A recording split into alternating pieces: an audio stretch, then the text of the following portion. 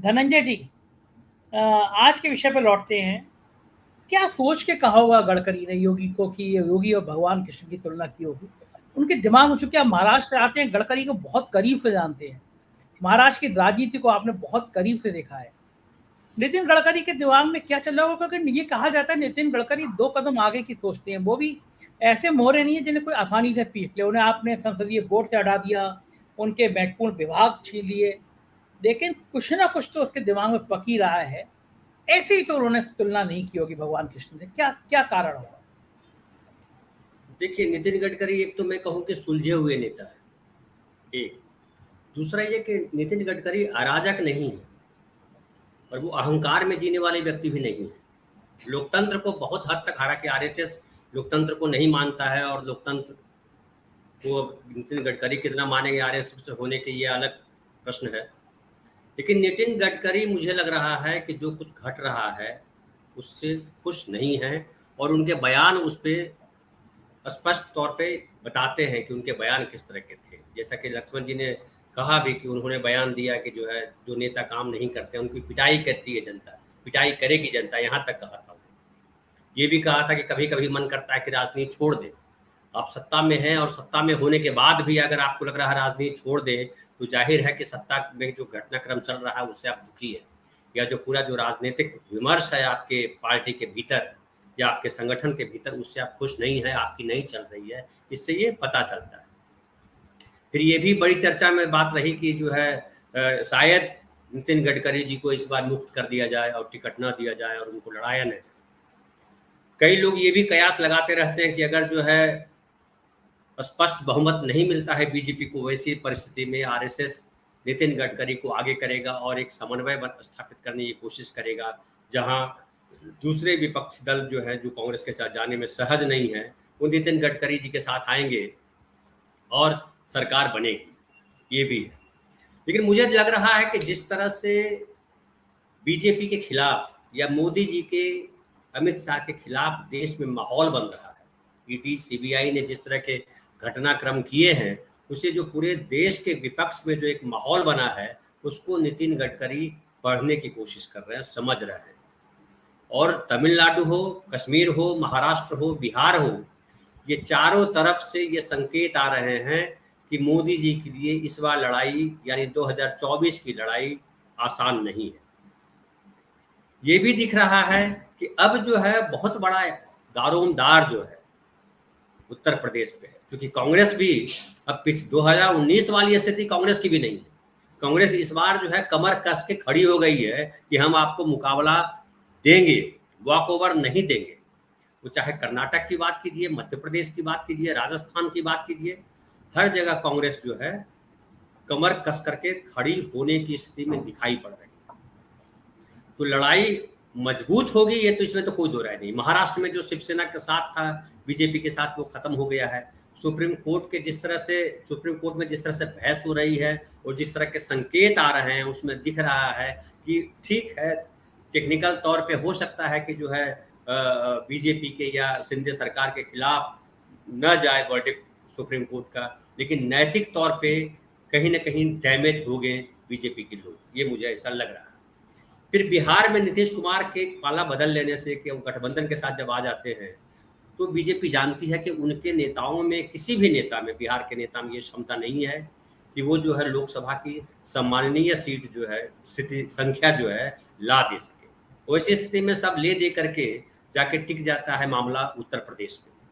अब जब कृष्ण कह देते हैं नितिन गडकरी, तो फिर समझ में आता है कि कृष्ण तो राज्य के लिए लड़ नहीं रहे थे। महाभारत की लड़ाई तो पांडव और कौरव के बीच हुई थी, कृष्ण तो साथ देने के लिए आ गए थे बाहर से। तो क्या योगी सत्ता की लड़ाई में नहीं है? नितिन गडकरी ये कहना चाह रहे हैं कि भैया आप दूर बैठो, और जो दुर्योधन है और जो दुशासन है, तो दुर्योधन और दुशासन से लड़ने के लिए हमारे रथ को संभालो, आप रथ चलाओ, मैं अर्जुन बनता हूँ, गांडीव संभालता हूँ। क्या ये कह रहे हैं गडकरी? मुझे तो ऐसा ही कुछ लग रहा है। और ये मुझे लग रहा है कि गडकरी जी ने एक जो है बड़े तीक्ष्ण राजनीति खेली है। अब सवाल खड़ा होता है कि क्या ऐसी स्थितियां बनती है जब योगी जी खुद अर्जुन बनने के बजाय कृष्ण बन जाए, क्या ऐसी स्थिति है, ये आप बेहतर इसमें बताएंगे, क्योंकि आप उत्तर प्रदेश में हैं। सुशील भाई साहब बताएंगे कि क्या योगी जी गद्दी छोड़ करके कृष्ण बनने की मुद्रा में है। मुझे तो लग रहा है कि नहीं है। और नितिन गडकरी ने एक दाव खेला है, वो दाव जो है दुधारी तलवार की तरह खेला है कि इधर कटे चाहे उधर कटे, दोनों तरफ से किधर भी कटेगा। मुझे लग रहा है नितिन गडकरी जी को लग रहा है कि मुझे तो फायदा ही होना है।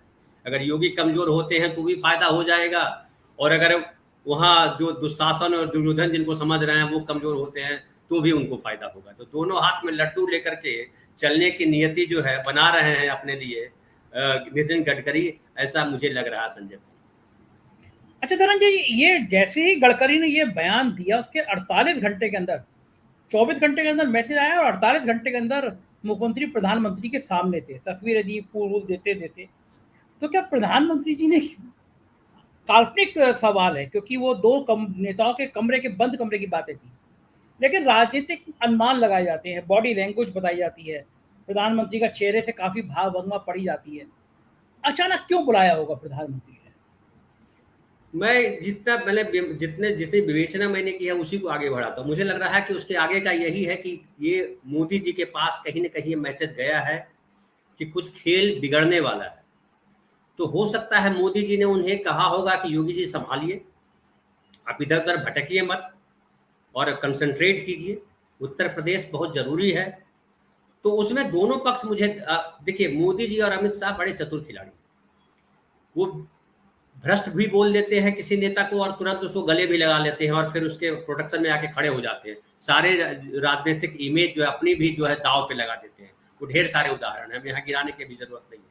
तो मुझे लग रहा है मोदी जी और अमित शाह, चूंकि अमित शाह है गृह मंत्रालय है यार, गृह मंत्रालय के पास आईबी है और आईबी के पास जो है सारे नेताओं की कुंडली होती है, क्या देश में हरकत हो रही है, हलचल हो रही है, वो सारी जानकारी होती है। तो मुझे लगता है जो हो रहा है, जो चाहे कृष्ण वाले बयान पे हो या योगी जी अपने तौर पे कुछ कर रहे हो, उसका आकलन तो एक उनके पास है और उनको लग रहा है कि चूंकि फाइनली ये केंद्रित हो रहा है उत्तर प्रदेश पे ही, पूरे देश की राजनीति जो है फाइनली उत्तर प्रदेश किसके साथ खड़ा होगा वही बनेगा। अब इसमें एक और बात मैं कहूं, अगर ऐड कर दूं और विस्तार करता हूं तो, कि जो अभी आपने लक्ष्मण जी से सवाल किया था कि सूत्र वाले प्रकरण पे या रामचरितमानस वाले प्रकरण पे क्या है, क्या लग रहा है, मुझे लग रहा है नीतीश कुमार के बयान को समझना जरूरी है। उस पर चर्चा करने से नीतीश कुमार को गौर कीजिए, इस बयान पे उन्होंने कुछ, उनके किसी नेता ने कोई अलग टिप्पणी नहीं की और वो उन्होंने कहा कि धर्म अलग है, राजनीति अलग है, इसको हमको मिलाने की जरूरत नहीं। जिससे ये लग रहा है कि ये लोग जो समाजवादी है वो समझ रहे हैं कि भगवान के नाम पर या धर्म के नाम पर अगर हम आएंगे तो बीजेपी उससे हमसे ज्यादा बाजी मार देगी। अभी ओबीसी इस स्थिति में नहीं है कि धर्म छोड़ करके जो है अम्बेडकरवादी रास्ता अपना ले। इस स्थिति में ओबीसी नहीं, ओबीसी अभी सबसे ज्यादा धार्मिक है और ओबीसी ही है जो बिहार उत्तर प्रदेश में, खासकर उत्तर प्रदेश की भी बात करें तो उत्तर प्रदेश में मोदी जी की या योगी जी की नाव को खेने का काम जो है वो उत्तर प्रदेश के ओबीसी ही कर रहे हैं। तो नीतीश कुमार को कहीं ना कहीं ये भान है कि ओबीसी इतनी आसानी से नहीं हटने वाला है धर्म के पलड़े से, धर्म पे रहेगा। तो मुझे लगता है हाँ, अब नीतीश कुमार की जब योग्यता मैं ये देखता हूँ कि वो सीधा वार जो है बुलडोजर बाबा नहीं है, वो जैसे योगी जी चलते हैं वो बुलडोजर लेकर नहीं चलते, लेकिन छेनी हथौड़ी लेकर चलते हैं। जहां जहां कुछ दिखता है उबड़ खाबड़ वहां ठीक कर देते हैं। नीतीश कुमार में ये काबिलियत है। तो मुझे लगता है वो योगी जी की चाल को वो समझ रहे हैं, मोदी जी को चाल को सभी समझ रहे हैं और वो उत्तर प्रदेश में अपनी पैठ बना रहे हैं नीतीश कुमार। और ये उत्तर प्रदेश है जो खासकर पूर्वी उत्तर प्रदेश है, जो झारखंड है और जो बिहार है, ये तीनों मिलाकर के एक समीकरण नीतीश कुमार के दिमाग में चल रहा है और उनके नेता उस स्तर पे काम कर रहे हैं। ललन सिंह भी उत्तर प्रदेश आए हुए हैं, श्रवण कुमार को जिम्मेदारी दी गई है। श्रवण कुमार जो है नीतीश कुमार के सबसे विश्वसनीय व्यक्ति है। तो वो सब कुल मिलाकर के मुझे लग रहा है कि उत्तर प्रदेश बेहद निर्णायक स्थिति में है और मोदी जी इस बात को समझ रहे हैं। तो मुझे लग रहा है कि जो आपने सवाल किया, योगी जी को बुलाया गया, तो योगी जी को घबराहट में बुलाया गया है और ये कहा जा रहा होगा कि आप आश्वस्त रहिए, आपको हम कहीं परेशान करने वाले नहीं हैं, या और कुछ बात होगी तो छन करके आपके पास आएगी, मुझे लगता है। लेकिन ये डर का भाव है, डर का माहौल है और नितिन गडकरी का कृष्ण कहना बीजेपी के अंदरूनी कलह को दिखा रहा है।